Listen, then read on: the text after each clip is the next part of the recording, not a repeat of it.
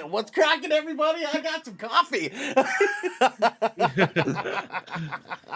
What's happening, y'all? My name. Welcome to the Good Kraken podcast. I'm one of your hosts, Renell Pearson, alongside the five spoopy man, Devin Stanford. What's happening, baby?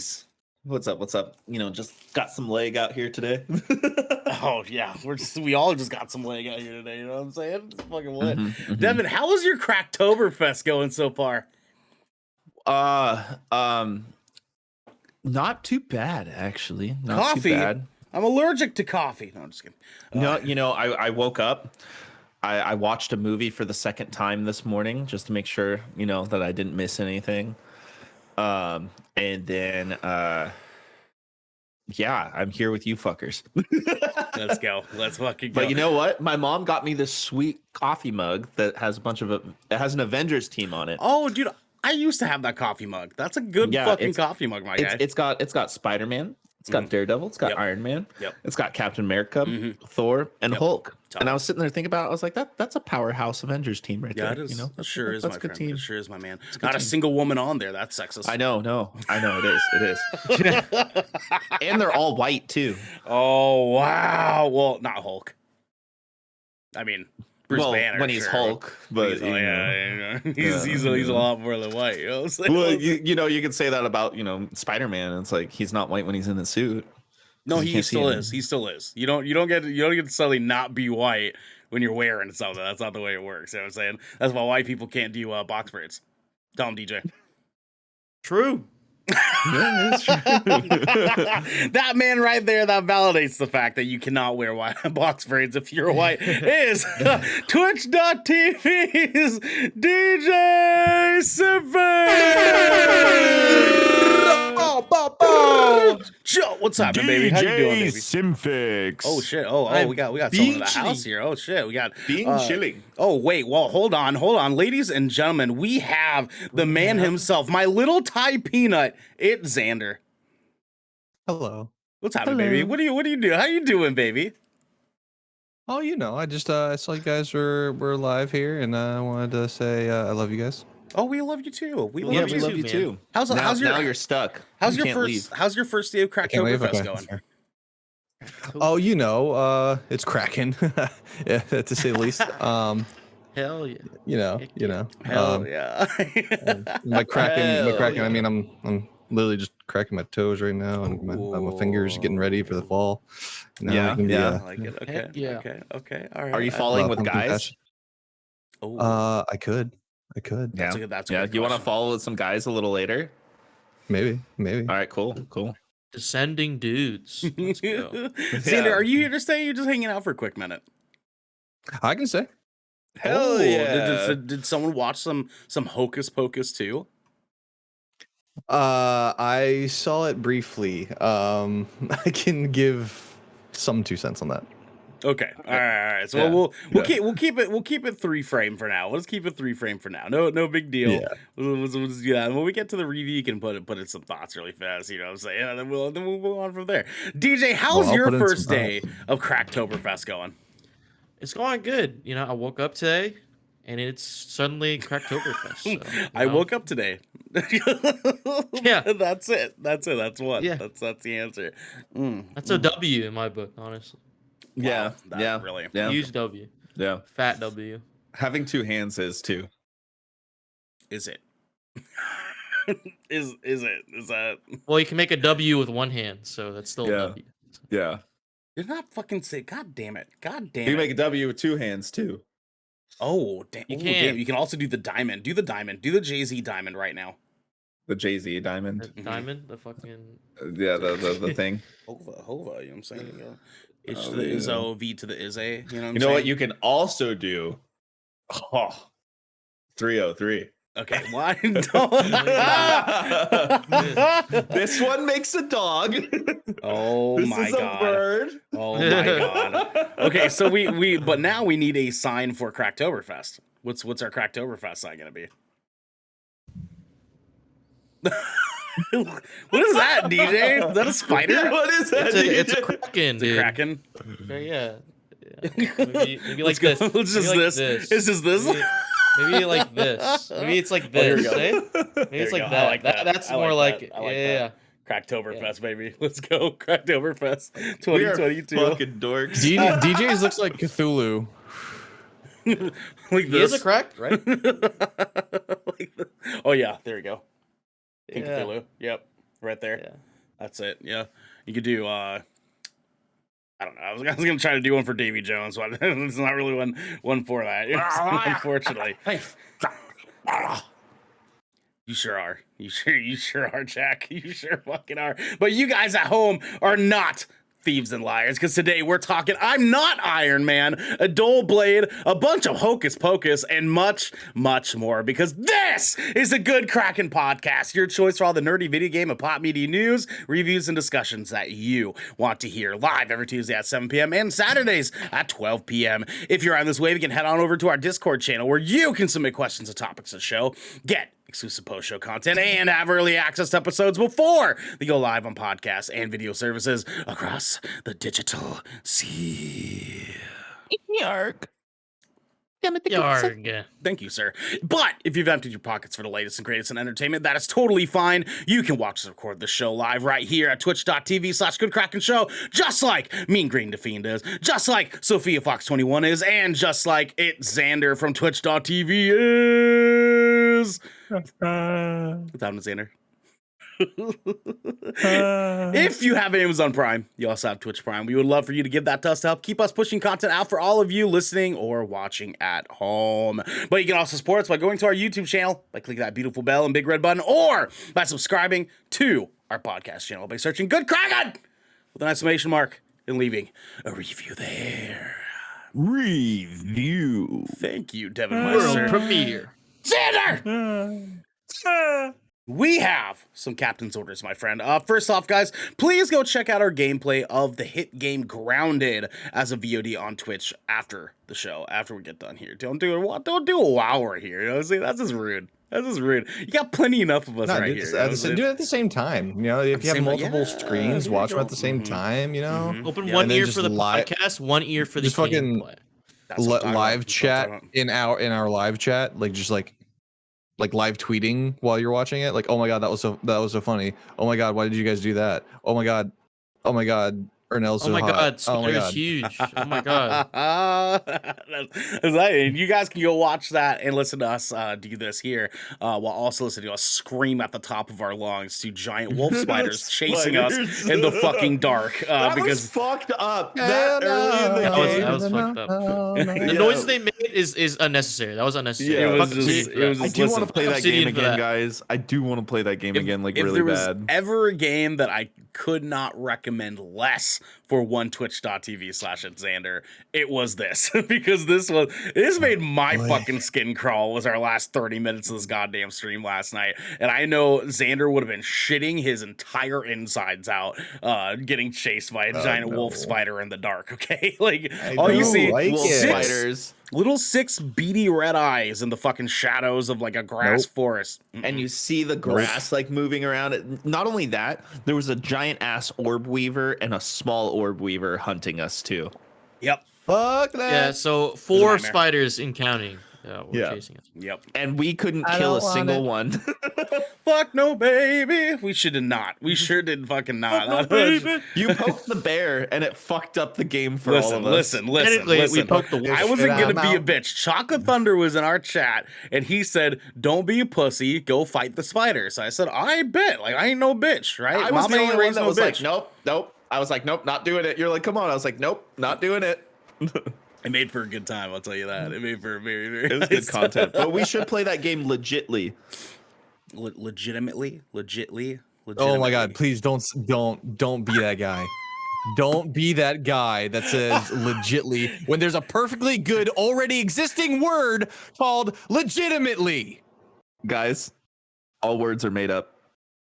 That is factual. That is factual. Just like Actually- Cracktoberfest 2022 is made up, because it starts today, ladies, gentlemen, ladies, Yes, and thents. The it does. beginning of Cracktoberfest 2022 is here, starting today with our wonderful Hocus Pocus review episodes. We'll be getting into much, much later. But for the rest of this month, we got all the goody, wonderful, and delicious horror content that you could possibly ask for right here at twitch.tv/GoodKraken as well as on youtube.com/GoodKraken which we will be rolling out a bunch of content for you guys over there to hang out with us. We got lots of fun stuff planned for the rest of this October. It's gonna be a fucking good time. DJ, you do not have an Eiffel Tower keychain. It's been on my desk for years. He does. Hold on. Hold the fucking on, okay? Oh, it's 3-dimensional too. Hold the fuck on. Okay, can we how dare you?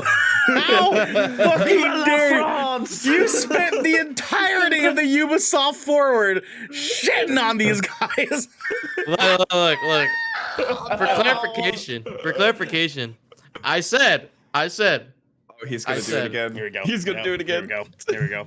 French people talking in English is, not cool, but they can speak Parisian French. They can speak their mainland language. Why isn't it cool though, DJ? Not Just because It's you not think cool it's because funny? it makes me laugh.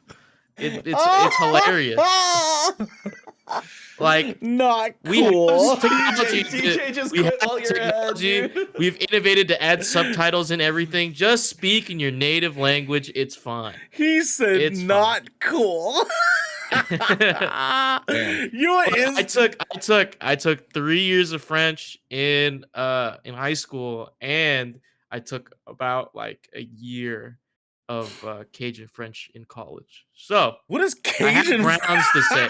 I have grounds, he says. I have grounds to say this. What is Cajun Cajun French. It exists. Or it's Louisiana French.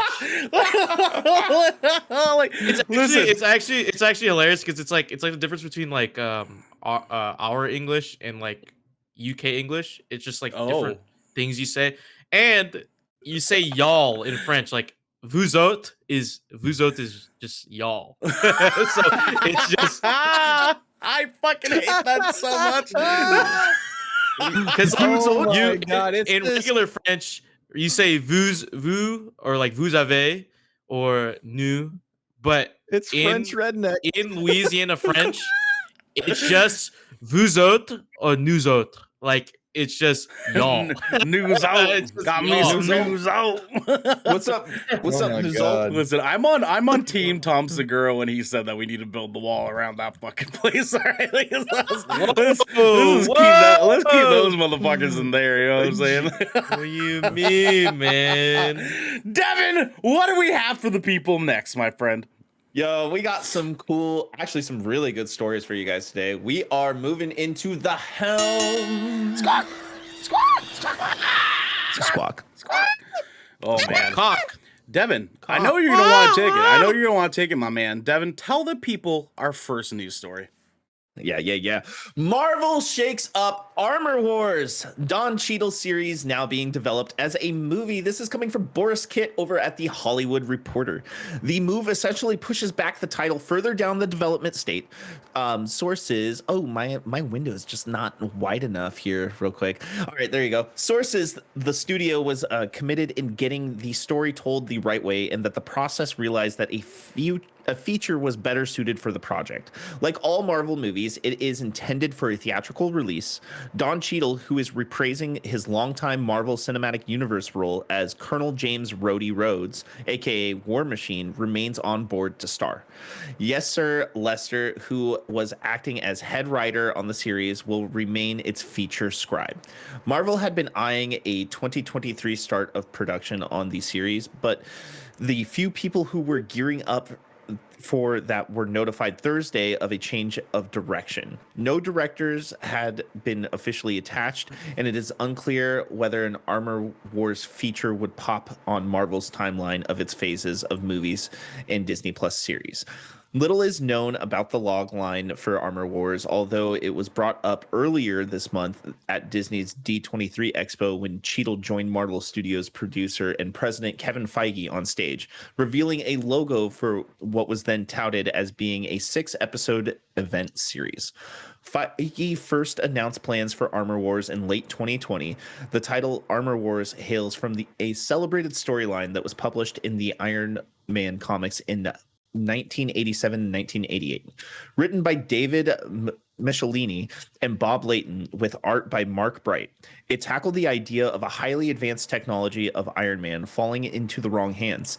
The live action series was seen as a way to showcase multiple types of armor. Cheadle's next Marvel appearance remains the MCU series. Secret Invasion, which also stars Samuel L. Jackson and Ben Mendelsohn, and is scheduled to debut in 2023. He has played the character since 2010's Iron Man 2. So I was dying. It's Yasir Lester, and you said yes, sir. I was trying not to laugh at Yes, that either. sir, Lester. Yes, sir. Yes, sir, Lester. Yes, sir.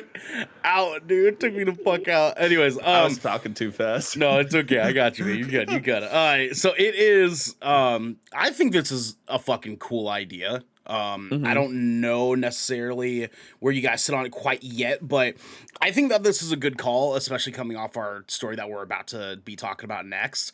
But I think that we're in a state in which they might be playing too many cards into these series, and it might need to start being considered to start moving some of these series plans into movie formats instead, because obviously some things are getting real wild over in the MCU ship, right? So I'm all the way here for this. I didn't necessarily even think that Armor Wars was going to potentially have enough story in order for it to justify being a show, but I'm kind of here for the idea of like Armor Wars just being this tight-knit like 2-hour experience. Devin, I don't know where you sit on. Tell the people at home what you're thinking. I'm stoked about this. I didn't know what to expect from the series because honestly, I don't know the story of Armor Wars outside of, you know, the blanket synopsis that everybody knows now, you know. I'm excited for it because I feel like since it's going to be cinematic, it's going to have a bit more importance to the Marvel storyline. Right. And there's some cool things that we could see happening. You know, not to get too rumor milly, but you know, we can maybe see some of God, why am I forgetting her name? She's in Love her. Wakanda Forever. Yes, sir. Ironheart. We could see some more Ironheart in this series. Yes, we sir. could maybe get an Iron Lad introduction. We could. You know, we could. You know, stuff like that, because I feel like with it being a movie, we can have like more pinnacle events happening within the movie now. Yeah, that's for damn sure. Twitch.tv's It Xander. Where did you have somewhere you were sitting on this? What are you thinking as far as moving this into a movie instead? I think it's a very interesting move. Immediately, I started thinking back on their series properties, and recently there hasn't been much weight. I mean, I feel like honestly, out of all the series, the only ones that really stand out in terms of having any real weight to them were WandaVision and Loki. The rest are kind of like, I mean, for all intents and purposes, filler. Yeah, they have some really interesting details a part of them, but they don't really have anything that directly influence the movies that are coming out or that have come out so far. So it's interesting that they would make this move from a series to a movie, because to me this says Armor Wars is going to be a major event in the multiverse saga. That's a good observation, actually. I like that. That's what. Yeah, I agree with that. I also think that I would say that I feel like, as granted, it's not my favorite series. I feel like Falcon and Winter Soldier had some weight for MCU stuff a little bit there, especially with introducing Iron Patriot. The point though is the little bit part, right? Like on a grander scale, it didn't significantly change anything in the MCU the way that that's true. WandaVision Loki did, right? And that's and Xander's right. Like in that sense, like a lot of the shows don't really like have a big pivotal thing about them. They're kind of there to kind of fill some holes that are in the story, that not plot holes, but like actual like timeline holes of like things happening between, you know, the last time we saw everybody in Endgame up to Ant-Man, basically, that we're going to be getting here pretty soon. I like that observation, Xander, because it gives me hope that like maybe some of these movies that we thought, or some of this content that we thought was just going to be filler, might actually end up being something greatly more expansive. With that said, DJ, I want to swing over to you. Would you say you would have wanted to keep this as a show, or are you here for the movie thing as well? I think I wouldn't have probably liked it as a show. I think having it just like a 2-hour like movie would, like, I can just bang out and just like, you know, save some time. We do be banging out here. Yep. Yeah, and because I feel like I'm not as interested in this. I mean, like, I'm interested because Don Cheadle's in it, but I'm not. He's fucking great. Interested. He's fucking great. I'm not interested in like just kind of knowing how this shapes up. Like, me personally, it just doesn't appeal to me in that aspect. So Sure. I mean, if I could bang this out in like a movie, if people say it's good, if like kind of the public reception of it's good enough, I'm, you know, sure. of course I'll be interested in watching. That's totally fair. That's totally fair. DJ, with that said, let's have you go ahead and take the second story here and kind of fill some people in on some back work that's going on here. So this next one. All right. So Marvel's Blade. We got some news here. Mahershala Ali reportedly very frustrated with the process. This comes from Matt Purslow at IGN. Jeff Schneider, and noted industry insider, recently tweeted that he'd been told the current Blade script is roughly 90 pages and features exactly 2 lackluster, this is in parentheses, action sequences. Mahershala said to be very frustrated with the process. While script lengths naturally vary from film to film, the usual rule of thumb is to expect each page to translate to a minute a movie. Should Snyder's information be correct, a 90-page script would make Blade a very short for a Marvel film. And if there are only 2 action sequences, that won't expand the runtime by much.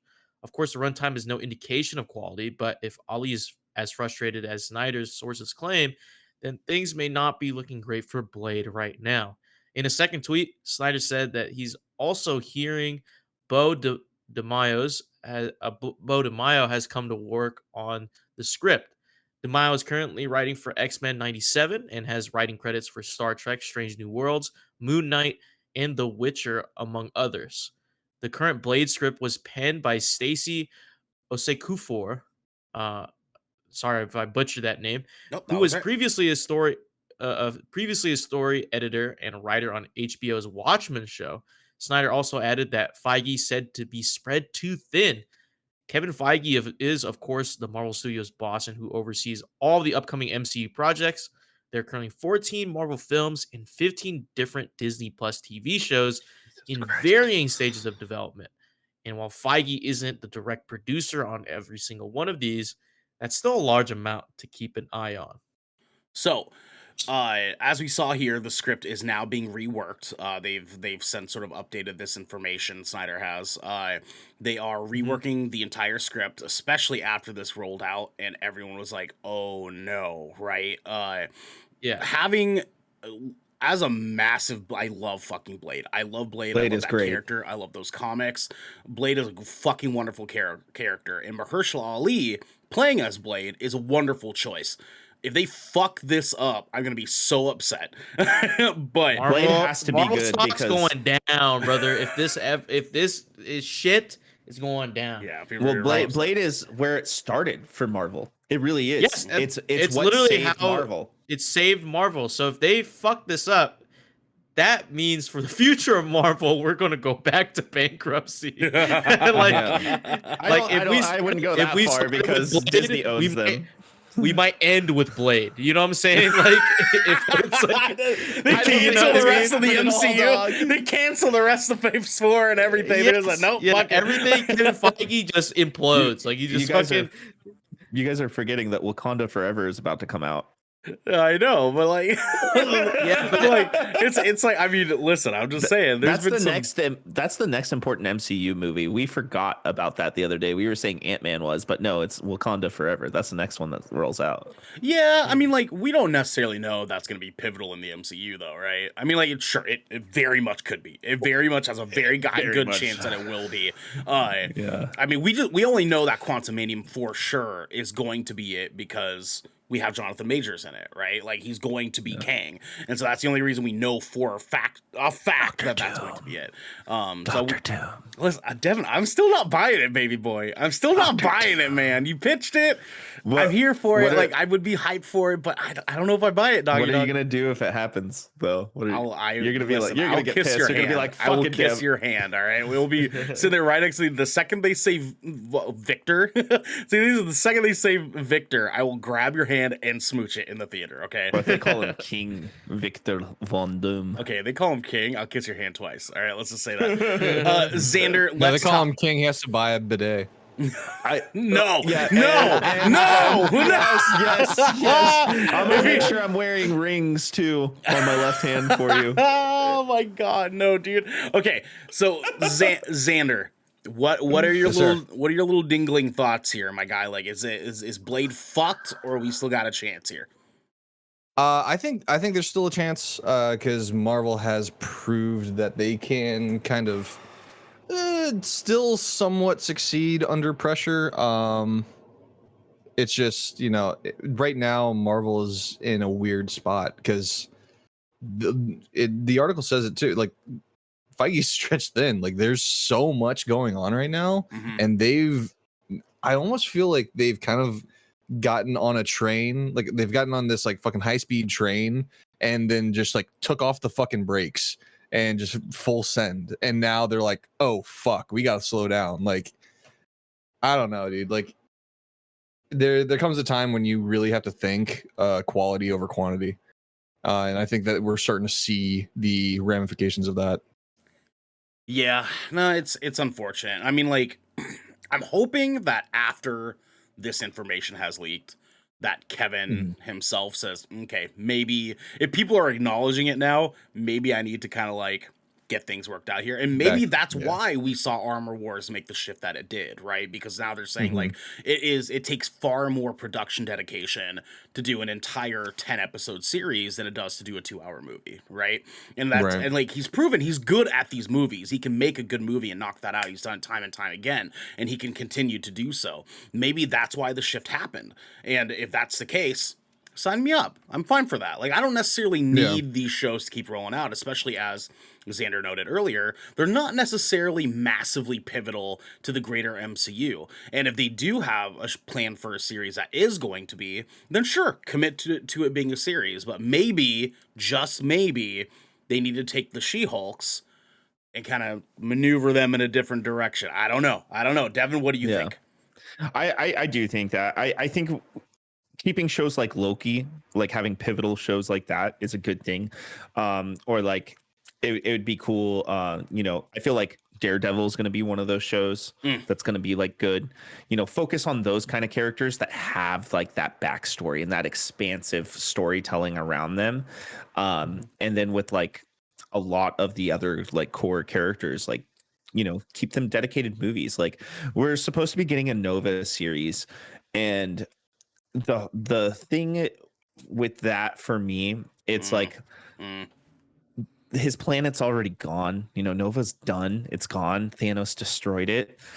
I'd almost rather see a movie out of that too, personally.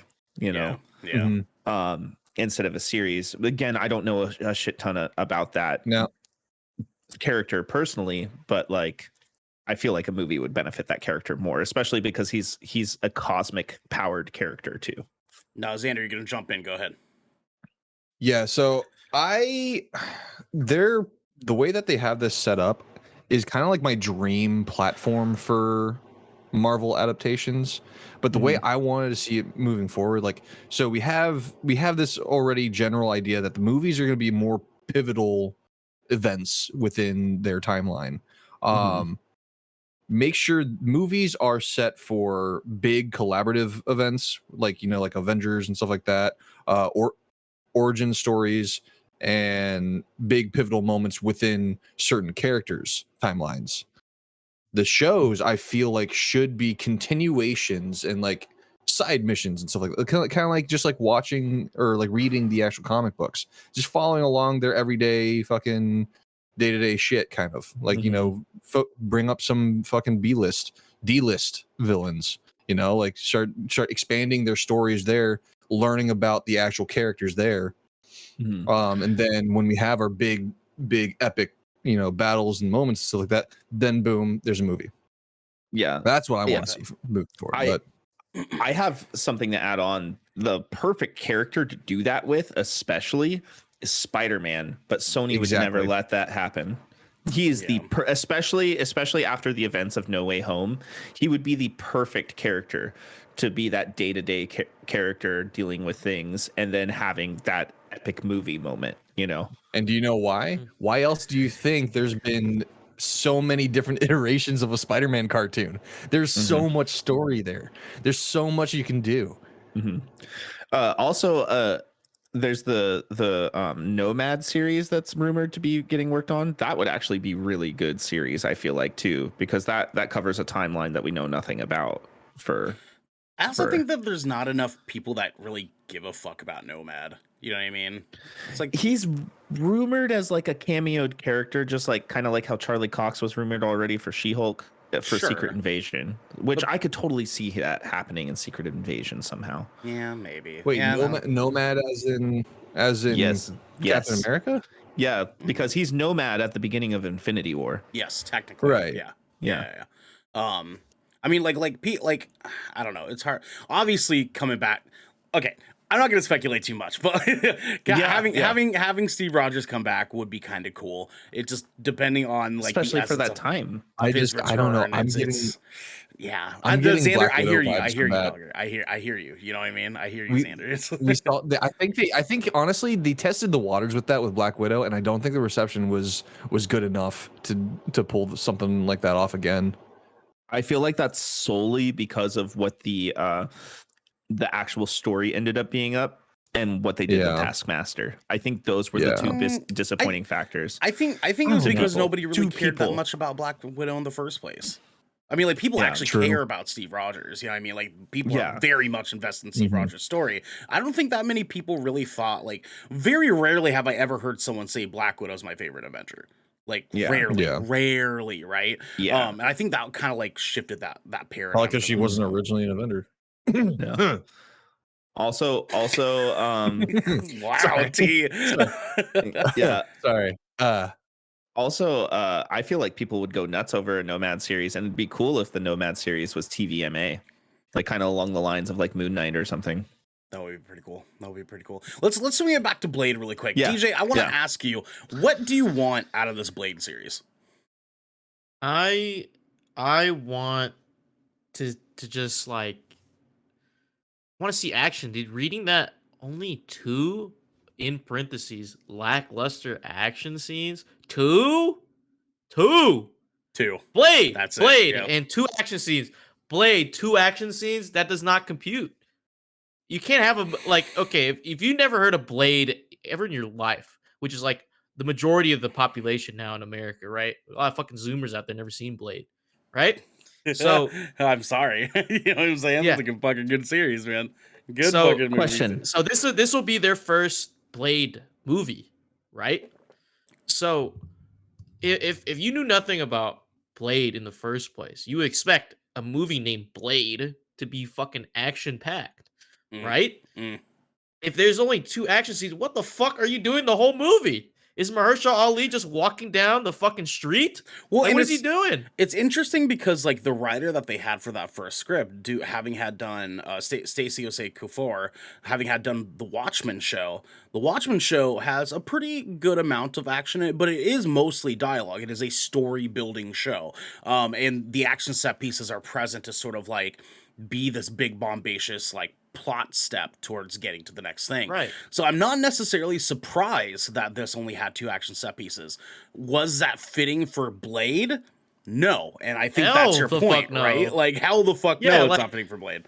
No, because like, yeah, like I understand like in terms of like other,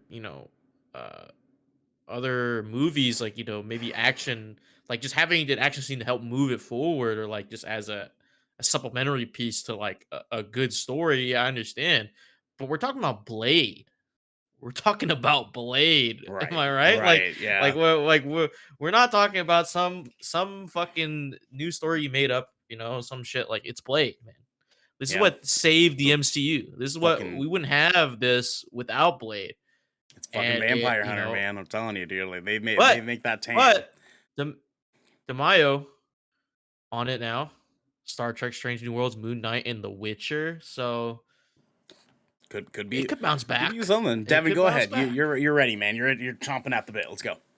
DJ, have What's you up? watched the first Blade movie with Wesley No. Snipes? No. What the Okay. fuck? Okay.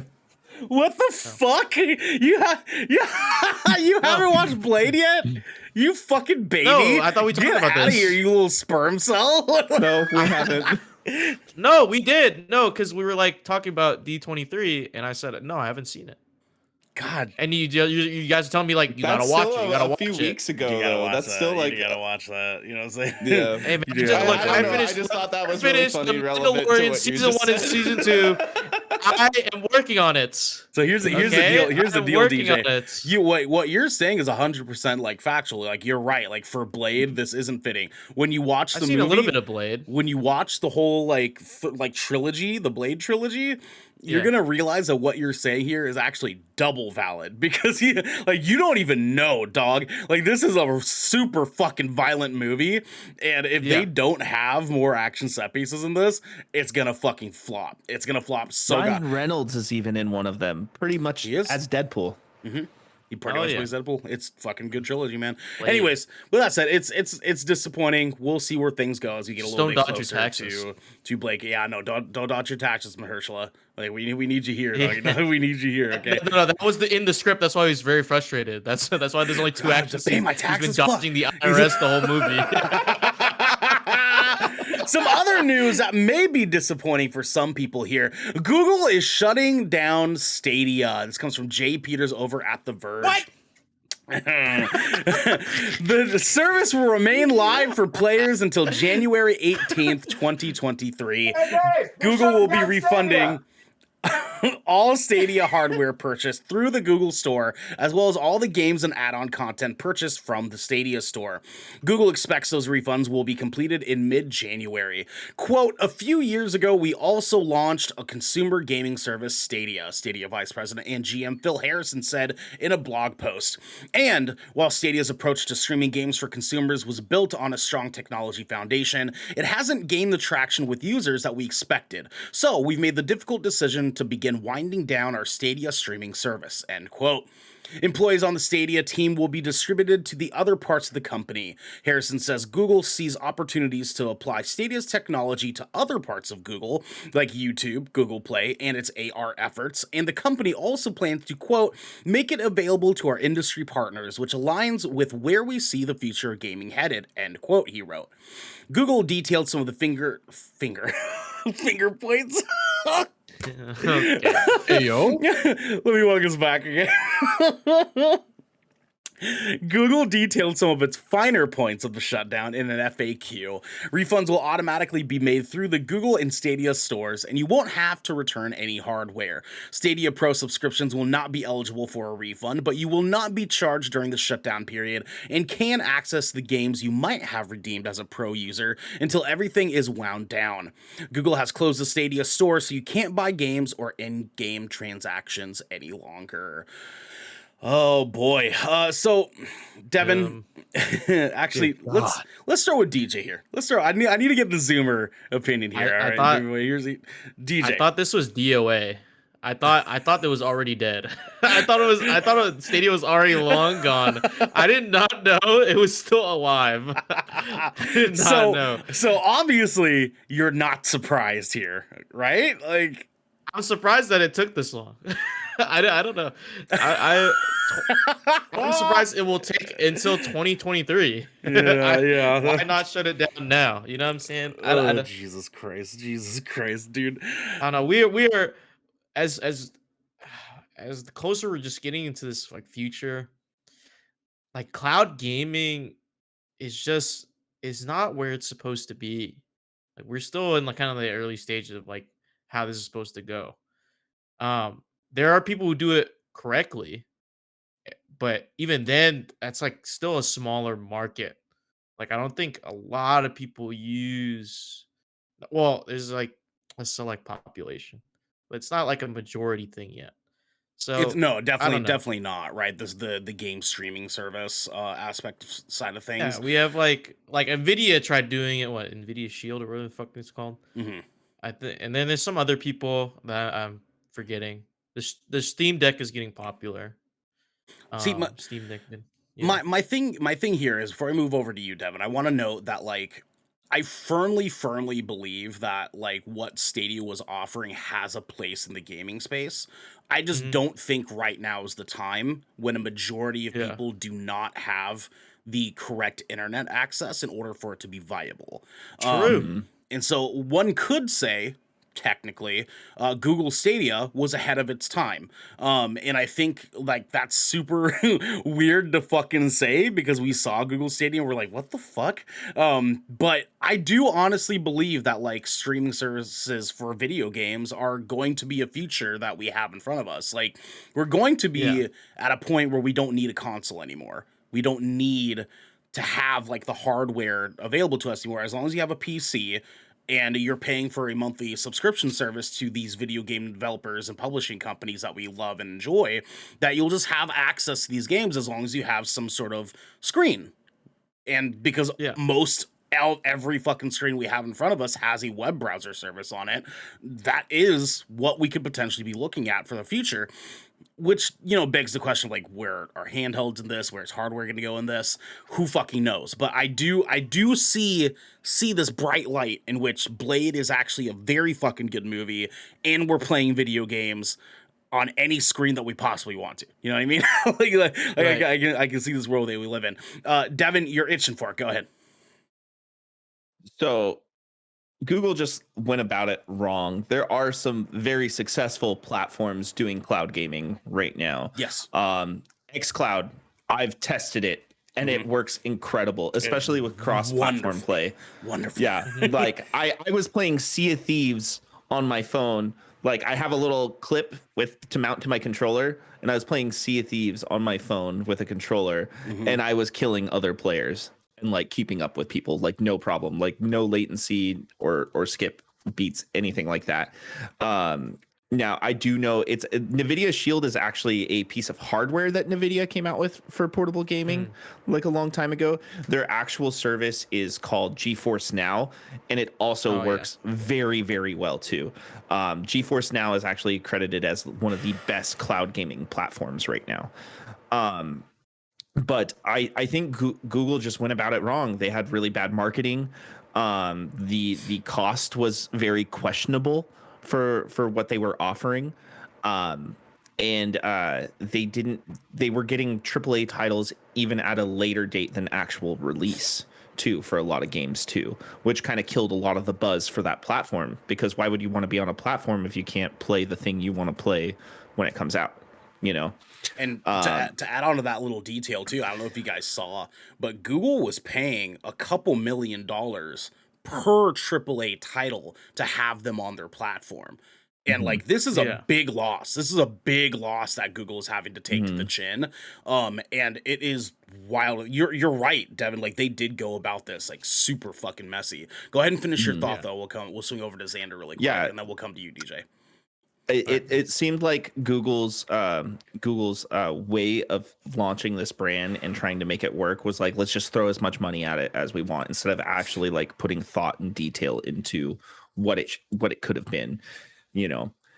Yeah. I feel like they could have benefited making a piece of like Chromecast hardware specifically for this that wasn't just the little Chromecast dongle, and have it so like that Chromecast can take the load of some of those games, or you can download those games straight to that device. I feel like they would have been a lot more successful if they took that route.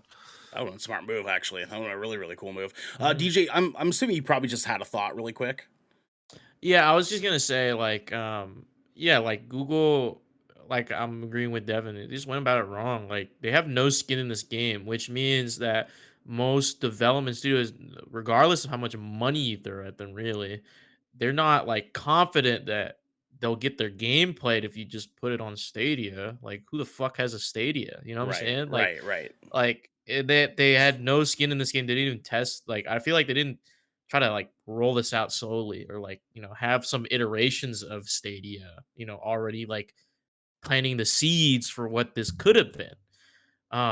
You know, because everyone else has a skin in this game, right? Like everyone else, like Nvidia has like a little bit already. They have a foundation, but like Google, like I don't know, man. It should have got outbound. Google needs to stick more ads on our stuff, and you know, get like get more ad revenue for us, man. That's they what need Google to needs get to that do. $15.8 million back that they fucking invested into you know, the 4 AAA titles they got. Xander, are you gonna be here for the cloud gaming revolution when it comes? Oh, absolutely, absolutely. Because I think I speak on behalf of all 4 of us when I say I'm gonna miss Stadia. It was a great. Stadia,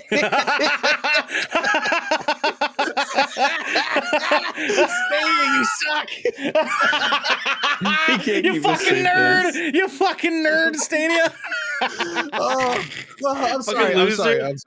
Oh, okay, so you got big players. You got Sony, you got Microsoft, you got Nintendo, right? They're all hanging out at the fucking playground, right? And then Google comes in. Google comes in with their fucking big ass TI 83 calculator, right? And we're like, hey, can I join? And they're like, they look over. Nintendow's like, yeah. What do you guys think? I think he might be fine. And then like fucking Sony's over there, just like, nah, fuck that nerd. I don't want him here. And then Xbox is over here, just like, you know, like. I don't know, son. Let's just let them play for a little bit, see how it goes. Just don't be weird. Don't be weird, all right? Like they're playing. Microsoft telling Google. Next thing you know, they're playing Beyblades out by that big sand tunnel that no one ever throws sand in. They just play Beyblades because that's what's cool. Yeah. Dude brings out just a fucking dreidel. The way that Stadia went down reminds me of somebody like having a good idea, and then in that process of having a good idea, they discovered what weed was for the first time, and so they smoked while they were developing that idea and just fucked it all up. To Xander's playground story, they go to that sand tunnel or whatever the fuck, right? And then they stumble upon the remnants of the Ouya. And then they hear stories about, you know, the Ouya's whispers echo through these lands. Devin, Yeah, did you get or as I like to call it, the Ouya? The who? Jesus Christ. Devin, did you give that example because that was you? What? I don't know what you're talking about. I'm an idea guy, man. Yeah, you are. Yeah, you fucking are. And you guys at home are an ad read guy. This piece of good Kraken content is brought to you by Glide mousepads. The world is changing, and the demand for PC gaming and work from home setups has never been as wild as it is right now. Having the best of the best in PC accessories only makes it easier to get your work done before you jump right back into the fray of the digital sea. And Glide knows exactly how to make that happen for you.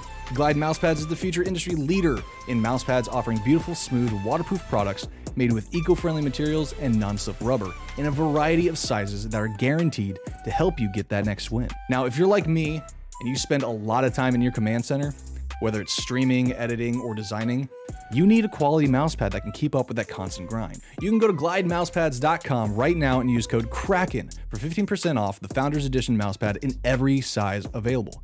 Again, that's code KRAKEN Kraken for 15% off any Founders Edition mousepad today. Our next sponsor is Rogue Energy. Late nights are pretty much commonplace for us content creators, and any of us here at GK can attest that sometimes you're just too damn tired to even think about how not to be tired any longer. Lucky for us, though, Rogue has figured out how to give those late nights and even earlier mornings the supercharge that we all need. Rogue Energy is a low-calorie, no-sugar energy formula that is the perfect alternative to sugar-filled canned energy drinks and sodas. Every formula Rogue Energy produces is designed with optimal levels of high-quality ingredients and no chalky textures. Being the only gaming drink company in the world with 4 unique product lines to suit your task at hand, Rogue Energy strives to improve the in-game performance of gamers, streamers, and content creators around the globe. Check it. We have been drinking the ever-living crap out of this stuff. If I'll be completely honest with you, me, Devin, Garrick, Xander, Raven, Genesee, all of us here at GK absolutely adore this drink. It helps us in the mornings, helps us in the evenings. You guys know how it is. We've been going on about this forever, and it is no exception now. It's still taking care of us to this day. You can head on over to rogueenergy.com and use code GKRAKEN for 10% off your purchase of any shaker or formula tub of your choosing. That's GKRAKEN for 10% off any shaker or formula tub that you'd like. Now, back to the show. I gotta bow Where out. can I watch Blade? What's happening, y'all? We are back, and we are here kicking it, and we're here telling DJ he needs to go fucking watch Blade. Guillermo del Toro? Oh shit. Let's fucking go, baby. Dude, Yeah, you see, you guys keep underselling me that you guys are withholding true information, real information. I'm that I need. telling you, they fucking Yeah, hold we're up, saying man. I'm go sitting here fucking watch right Blade. now. Tell me some Yo, big what up, names God? and I'll be there. God, what's Like, happening, all you had dude? to say Welcome for in. Mandalorian was Jon Favreau, and I was there. Hell yeah, the chef, dude. Yeah. His name is Chef. He's chef. behind all of the Disney Plus Star Wars properties too. Yeah, chef? Yeah, Yeah, I he see is. that now, and it looks amazing. Ladies and gentlemen, ladies and thents, we have our next segment for all of you guys. Better protect your neck, because we're going to the game. Let's fucking get it. Let's fucking get it. Hocus Pocus 2 review. Dose. We are doing it. We are talking it. We've seen the goddamn movie. Xander kinda has. We're here to talk Xander's about it with gone. y'all. Hocus Pocus 2 released on September 30th, 2022. Directed by Anne Fletcher with a budget of $28 million approximately. I could not get any box office stats yet. And I think it's because it's releasing in theaters and is releasing on streaming platforms.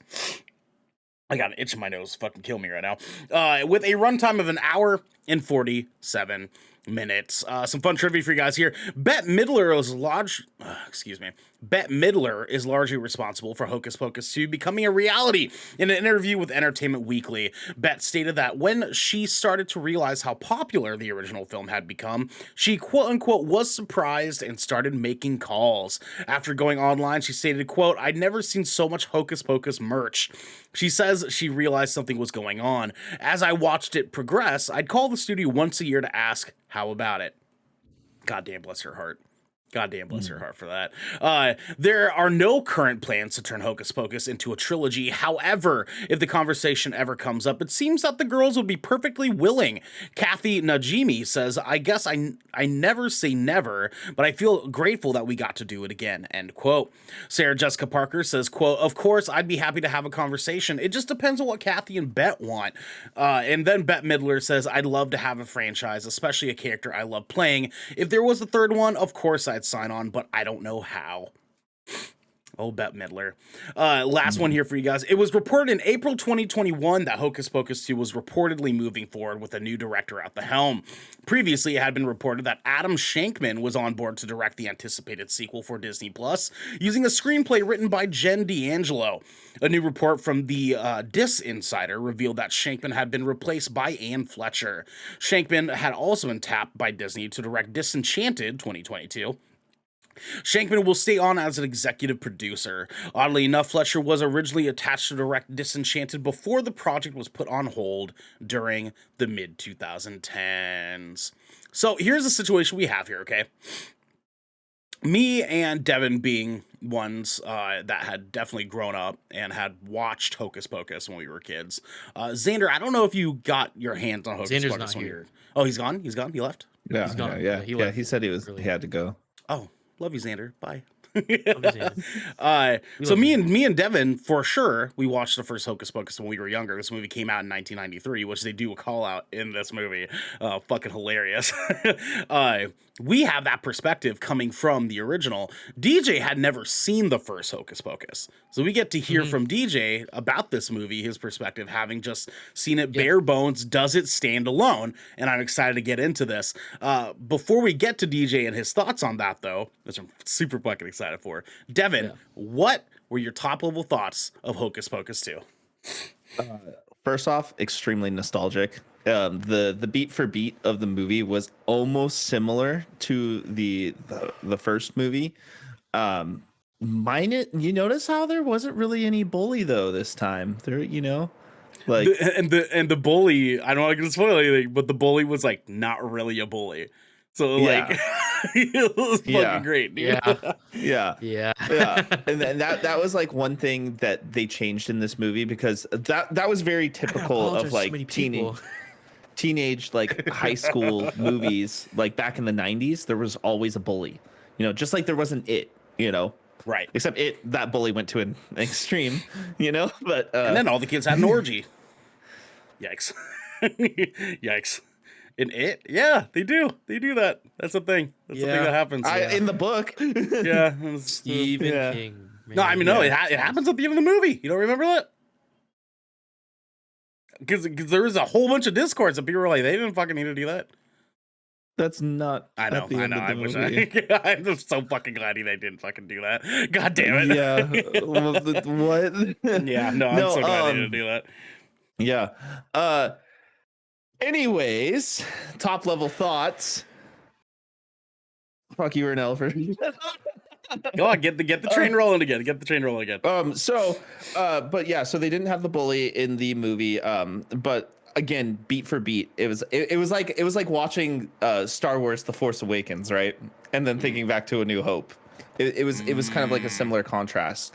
But it was still comedic in that very Disney way. The Sanderson sisters reprised their roles perfectly, honestly. Perfect. Very well. Very well. Perfectly. Yep. Oh my god. Yep. It was perfect. And I love seeing the way that they interact with like modern technology and just modern things, like the sliding doors and stuff, Yeah, It's just like, what kind of sorcery is this? But I thought it was really cool with a lot of the special effects. They were very reminiscent of how they looked back in the previous movie, but they definitely had modern flair to them, and you can tell that they put some love and care into that, which was really cool to see. I don't remember the names, but the main girl, the protagonist of the story, Becca. Becca. Yeah, Becca. She did a great job. I thought she carried the movie very well. Especially in that Disney way. But yeah, I thought it was a pretty good movie. For what it was. Did take me a couple times to watch it. It was very easy to get distracted during it though. Yeah, that's fair, dude. That's fair. I got you. Yeah. DJ, let's talk, baby boy. Top level Okay, thoughts. Hocus Pocus 2. Give it to us. As someone who's never seen the first one, of course, and I did not know what movie I was getting into. I didn't watch any trailer, didn't read up on anything. I just watched the movie as it is because you guys told me to. And I was confused at first. I was like, man, like, what is this movie? This opening scene in Salem, a place I feel like movies have gone to plenty of time. And just like watching how that plays out, I was like, man. And then, we go back to modern times and they're back in the forest. It's like, and then there's a musical number, and I'm like, what is this? Like, where are we going? I was confused, but it was entertaining. It was keeping me engaged just enough to be like, okay, like what's gonna happen next? And and this is like 2 a.m, so you can forgive me if I like forget any Sure. important That's fair. details. That's fair. Um, it was fun. I liked it. It wasn't like it's a fun movie. I feel like I could, if I had any like nieces and nephews, I would like taking them to watch this, like, or watch this with me, and like we'll have a good time. Fuck yeah, dude. So I was actually really excited because knowing about Hocus Pocus 1, I was really excited to see what you're going to think about like the random musical set pieces. And it's great because the movie itself, they actually kind of make fun of that happening. Yeah, when it they're first comes self-aware of up. it. That's what made it funny for me. I'm like, oh, because usually when a dance number happens, it's like everyone's in on it. Yeah, right. But then right. like Becca and her friend, and they're like, why are they singing? Who are they performing well, to? where is the sound And then- coming from? Yeah, like where? Yeah, I like that. I like that. I think it's really funny. That's fucking good. So this being your first Hocus Pocus experience overall, don't give it a rating yet. What do you think? Like, does it stand alone? Like, how'd you feel about it? It does stand alone. It does stand alone. I didn't think I didn't know the Sanderson sisters were like, until Devin said, like, I didn't know they were recurring characters. I thought they were just new characters. So until Devin mentioned it, I thought this was like a new thing.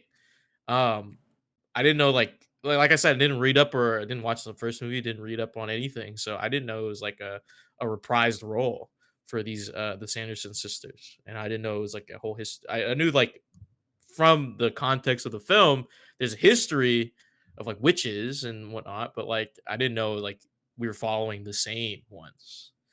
So that now I know that's kind of cool. Fuck yeah, dude. So it stands on its own after knowing that. Yeah. Fuck yeah, dude. All right, man. I like it. So I actually went into this and yesterday messaged while we were playing Destiny, I messaged Boo Boo, Marilyn, and was like, hey, would you want to watch Hocus Pocus 2? Because we got to do a review for it. So let's, if you have time, let's go watch it after you're off work. And they were like, okay, sure. Yeah. Let's make it happen. Let's try it. Actually, better suggestion. Why don't we watch both of them in one night? And I was like, oh, fuck. So we did not, because I got real tired watching the first one. Like, I crashed halfway through the fucking movie, dude. But I did like fall asleep, wake up, and Marilyn was cracking up the entire time. So we watched the first movie and then watched the second one this morning with my kiddo, and we got a chance to, really like focus in on it. And so basically, my scrim here, coming off of just having watched the first one again after many, many years of not watching it, they fucking killed it with this movie. This movie is so much fun. Hocus Pocus 2 does such a good job. Riding Roombas is great. That's money, the dude. Funniest one. And then That's they funny. let that pay off later, and the way that they did was so gold, dude. So they did such a good job, as Devin was noting, of making this movie feel nostalgic in a way that it had no business being as nostalgic as it did. They did the thing that horror movies are trying so hard to fucking do right now, with having these like soft reboots and stuff, and they picked it up as if it never went away. You know what I mean? Is Gilbert a recurring character? No. Or, He's not in the first movie. No. But the zombie Billy Butcherson he's from the first movie. I could and they have some stuff that is a callback to the first movie. Things like the cat, because the cat in the first movie is a main character, if not one of the main characters in the first movie. And so in the second movie, when the cat pops up, they're like, who is that? It made it even funnier. I lost my shit every time they had a musical number, because the musical numbers were super directly intentional of making fun of itself. I thought that was super creative. Dude, the Sanderson sisters coming back the way they did, I cannot express enough. Kathy Najimy, Sarah Jessica Parker, and Bette Midler nailed it. They fucking nailed it in this movie. Every single piece of me believed that they were the Sanderson sisters that we saw in the original Hocus Pocus movie. And for somehow, some way, I don't know how the fuck they pulled it off, but every character in this movie actually did a really good job. Yes. Like I think the only exception was the jock bully kid. And that was it. Like, and even him, like the moment he had, again, no spoilers. Like that epiphany he had. Yeah, he's like, fucking. Yeah, we were all like, fucking. I died dumbass. so goddamn hard at that part. The girl's fucking slayed. Not the Sanderson sisters, but our main characters, our main protagonists. They all fucking killed it. Like I remember specifically watching a scene where they were talking to one of the girls' dad. When we're first introduced to dad, right? Their emotes while he was talking were like perfect. Yeah, like their like body language and like their mannerisms is really like I'm like, dude, I feel like I'm in high school again. Like dude, they like they were, like I'm watching a Disney high school movie. That's what I meant to say. Well, yeah, and like the best way too, because like they were actually acting like teenagers, right? Like, and that's usually what I look for when it comes to movies with like a child cast, right? Like, are they actually acting the way that I would have when I was 15 years old, right?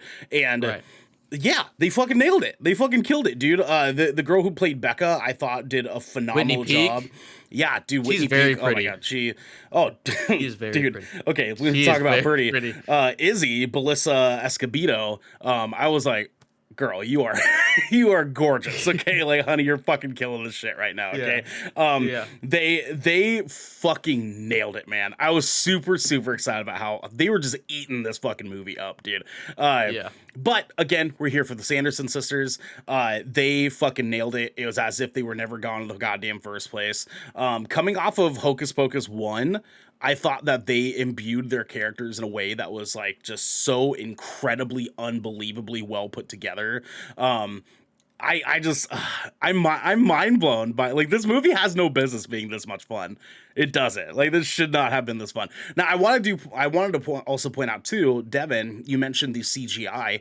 I have a really big appreciation for like CGI that is a throwback style that is intended to be a throwback style, right? So there's that one scene where they're flying through the air and the city's in the background and you're like, okay.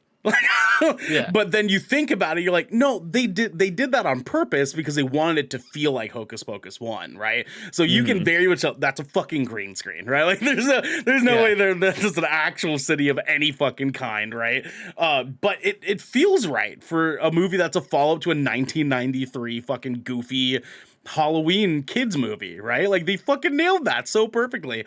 Gon says, you guys sold me on it, gonna have to check it out now. Hell yeah, Gon. Watch this movie, dude. This is a lot of fun. Yeah, I was gonna say, like, I wonder how, like, people younger than me, which is like, you know, foreign concept, but a very foreign concept. But I feel like I wonder how they're receiving this if they watch this, right? Because like me, I'm old enough to know like how these older Disney movies are, and like I appreciate like what you said, like the CGI and like these effects that are put in.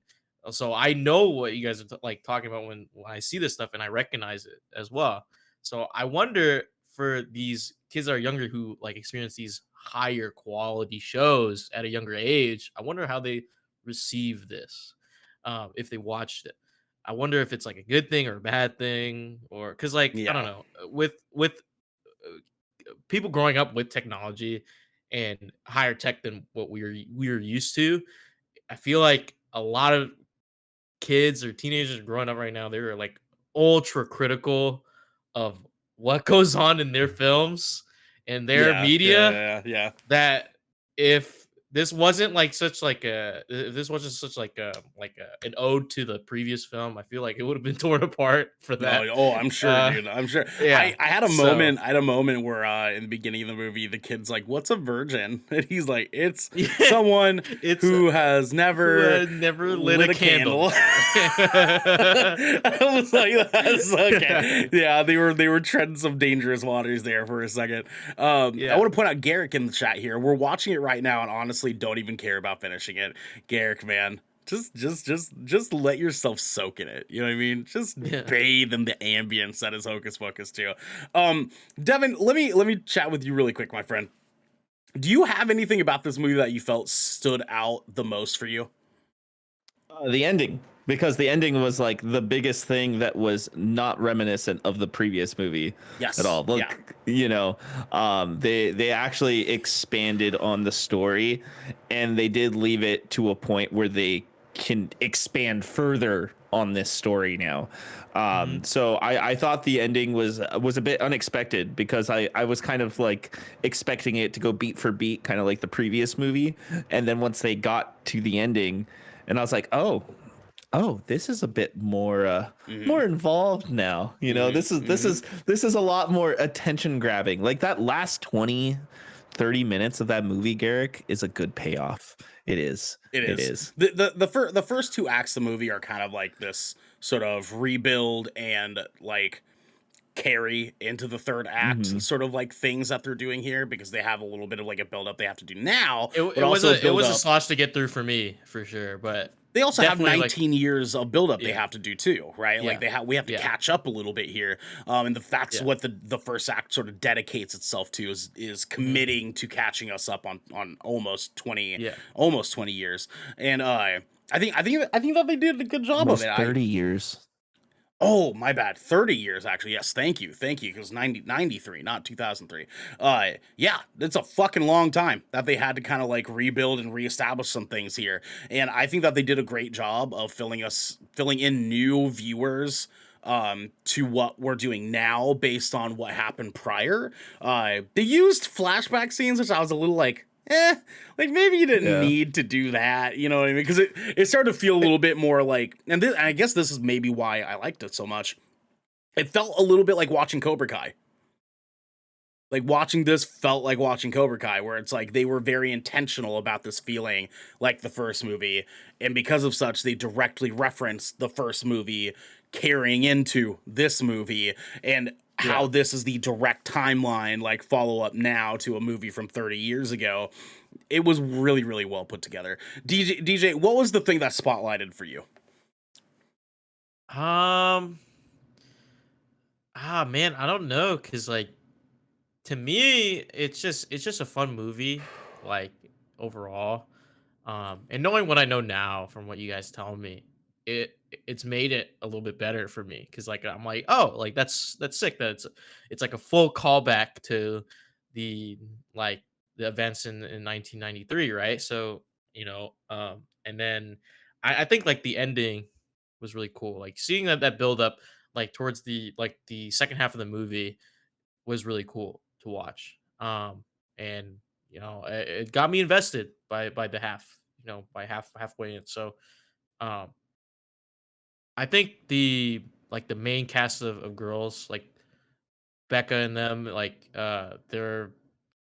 they carry that through to the show. The Sanderson Sisters are fun to watch. Fucking around with like modern shit is hilarious. Um, yeah, yeah. I don't know what else to say. Really. Sure. No, I like it. I mean, let's just get right into it. Devin, should people go see this, watch this right away, and what would you rate it? If you've seen the first one, I would definitely go watch it right away. If you have kids, this will be a fun Halloween movie to watch with your kids, definitely. With movies like this, the only reason why I watched it right now is because it just came out and I wanted to make sure we could talk about it. I would have liked to watch this closer to Halloween, when there's a little bit more of that Halloween flair going around and you're more in the mood for Halloween. Personally, I think you might have a better time with it. That's just me personally. This movie was fun for what it was, but it's for my personal preference, it's not that kind of standout movie for me. You know. Okay. Yeah. So I'd give it a 7. It was fun. It was good. I mean, not exceptional. Nothing like I'm not gonna catch myself at the water cooler talking about it. With the homies over a nice cold beer. Or talking about Hocus Pocus out here. New office job. It's not gonna be. It's like instead I'll be talking about Hellraiser, which you'll hear about on Tuesday. Oh, Hell yeah. okay. I like that little tease, baby boy. You know what I'm saying? Yeah. I like that little tease you got for us here. Yeah. Uh, I like more violent Halloween stuff. I'm sorry. that's okay. I like it, Doggy Dog. So, what would you rate this movie? I said a 7. Oh, a 7. Oh, okay. I wasn't paying attention. Yeah. My mistake. 7. Okay. Yeah, that's fair. That's fair. DJ, should people go watch this right away? And what would you rate it? I'd agree with Devin. Like, just I guess wait off on it. But I mean, if it's on your radar and you have an inkling of like maybe checking it out, I'd say just watch it now. I feel like this movie is what, if you were a school teacher and it was like closer to Halloween and you didn't want to do anything that day and you want to give the kids a good time, just put on this movie and they'll have a fun time. You know what I mean? Like this is what it'd be a feel good movie, and I feel like yeah, I feel it's a 7 out of 10. I liked it. 7 out of 10. It's not Okay. something. It's not something like I'd be like, oh my god, go see Hocus Pocus 2. It's just like, yeah, if you have time to see it, yeah, go see it. It's Did won't you won't be wasting time. did you so finally on this end, you feel like it's a good standalone movie? You think that that's okay? People don't necessarily need Yeah, to watch the first it can one? stand alone. You can watch Hocus Pocus 2 by itself and not, like I'm not lost. I wasn't lost. Like it gives you the movie gives you like ample amount of like exposition and like backstory to fill you in. I will say, I think you will almost enjoy it more if you have watched the first one because of the references to the first movie. Because there was a character that they referenced only for a small bit, which was like the pinnacle of the first movie. Now that I know who it's am I a talking about? reprisal of those Binks. characters, I might go back and watch the first one. Sure. The cat. Oh, yes. Okay. I see what you mean, Devin. Okay. I got you. Yeah. You. All right, so 7 out of 10s. I'm going to be the You know what? No, I think a 7 out of 10 is actually a fair one as well. I don't think people necessarily need to watch it right away if they haven't watched the first one as well. I think that this movie is fun, but it's also very fine. And if that's what you're looking for, then fuck yeah, dude. Like if you're committed to watching the first one because you were a big fan and you grew up on that stuff, and that's you want to follow up to that story and feel that nostalgia, absolutely fucking watch this right away. If you haven't seen the first movie and there's a million one other movies that you can or might be more interested in watching, probably prioritize that a little bit more. Yeah. We're content creators, so we have to watch the shit right away. But I say I agree with you guys. 7 out of 10, I think, is a very fair rating for this movie as well. It does what it does well, and it doesn't take itself too seriously, and I think that's great for a movie that's a 29 years follow up to the last one. And if they do come out with another one, honestly, I'm here for it. I'll watch that too. It'll be a fun time. With that said, 30 years. guys, that is it. The official GK rating for Hocus Pocus 2 is a 7 out of 10. You guys, please let us know what your thoughts were of Hocus Pocus 2. If you got a chance to watch it, let us know your thoughts. Let us know if you like it. Let us know if you were a fan of the first one. Let us know in the comments. Let us know on Twitter. Let us know on our Discord. And we would love to hear from you guys as well. In the meantime, let's talk about our schedule for next week. The first full week of Cracktoberfest. 2022, my friends. Oh, Garrett, credits just rolled. 7 out of 10, and the original is an 8.5 out of 10 for context. I like it, Garrick. I like him, my man. Thank you. He just agreed with us. Thank you, Garrick. Thank you. We appreciate you, dog. Guys, on Tuesday, we have another Good Kraken podcast. So the first Good Kraken podcast officially of Cracktober. We are talking our top 10 Good Kraken horror games. You know what I'm saying? That's gonna be a fun conversation. And then Wednesday, we have Vermilion Voyages, where our boy, Vermilion Beard, aka Garrick, aka Devin's Cherry Blossom, aka Garrick Bartholomew Eaton, is gonna be playing The Evil Within. I'm so excited to watch Dude, that I shit. can't wait to see him be like, what the fuck? I'm so excited to watch Yeah. that shit, dude. It's gonna be so great. And then Thursday we have the Shipwreck Show live. That's gonna be right here at twitch.tv/GoodKraken Show. You guys will be able to watch us goof around and dick off, and we might talk about some Halloween stuff ourselves. You guys at home, if you're a Twitch subscriber, please join our Discord. Go in there. There's a Shipwreck submission section where if you're a Twitch subscriber, you can write into the show and ask us your questions that you want us to talk about on Shipwreck. Please give us some fun Halloween questions. Give us some good old Halloween. How much candy can your fat ass eat or no? And I'll say, I don't know. What candy do you exclude from your pile once you've calculated Smarties. all Smarties. I don't like wasting Candy my time corn. on Like Smarties. Smarties? I don't waste my We'll time save on it. We'll shit. save it. We'll save this argument for another It'll be a day. good time. It'll be a good time. And This then is on a shipwreck argument. and then on Yeah, Friday, we December have 2nd. another Splash Damage, more multiplayer gameplay stream. Where next Friday we are going to be playing The Forest. Goddamn. Are you ready? After that little gameplay snippet you showed me, I don't know. It's mouse and keyboard too, just so you know. I know. It's gonna be fun. It's gonna be a wild time. Join us for that. All of that content that we just listed is gonna be at 7 p.m. Pacific time, 10 p.m. Eastern time, right here at twitch.tv/GoodKraken Show. You can join us for that and be a part of the fun. And then next Saturday we have another Good Kraken podcast. We're gonna be talking our top 10 horror movies rather than games. We're gonna be coming in here and chit chat about some of the best horror movies that we have had in our lives. And you guys can be part of that conversation too, because this has been the Good Kraken Podcast, your choice for all the nerdy video game and pop media news, reviews, and discussions that you wanted to hear, live every Tuesday at 7 p.m. and Saturdays at 12 p.m. right here at twitch.tv/GoodKraken Show. If you enjoy the show, you can head on over to our Discord channel where you can submit questions and topics, you can get exclusive post-show content, and you have early access to episodes before they go live on podcasts and video services across the digital sea. Yark. Thank you. You can also support us by going to our YouTube channel, by clicking that beautiful bell and big red button, or by subscribing to our podcast channel by searching Good Kraken with an exclamation mark and leaving a review there. Oh boy. We got to roll on out of here, everybody. But until next time, my friends, it's your Takopata, Malaka Mystica. Sorry, Puerto Rico. God damn The it. baguette.